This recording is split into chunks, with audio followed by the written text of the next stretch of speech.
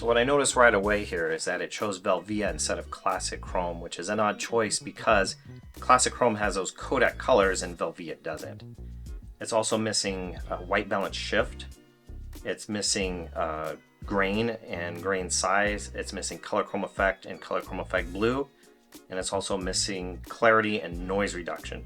So those are all things that you need in a film simulation recipe for the X-T5, but it didn't include. So I'm going to ask it to make those settings for me.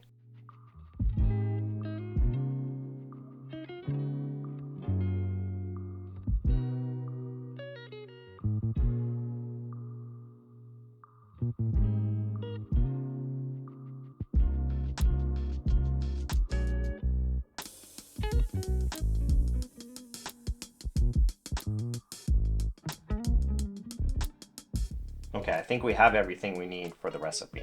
So I guess the next thing is that we load this into the Fujifilm X-T5 and see what it looks like.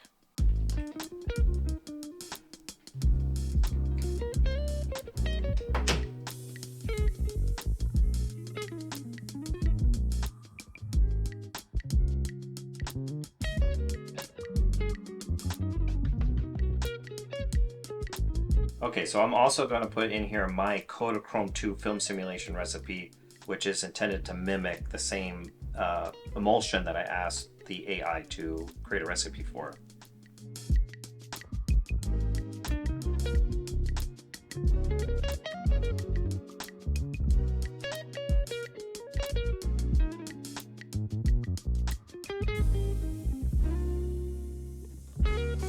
Okay, let's take some pictures.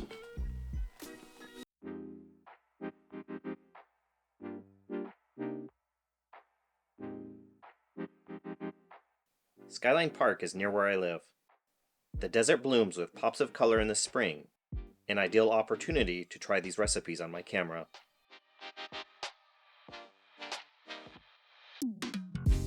Kodak made Kodachrome between 1935 and 2009.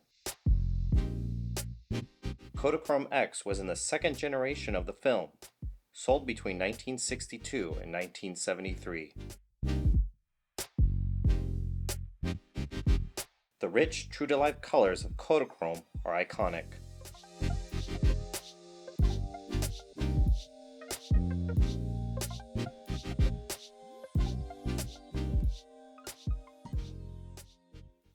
ChatGPT has come a long ways since it was first launched, but it's not quite there yet for being a useful tool for photographers trying to create film simulation recipes for their Fujifilm cameras.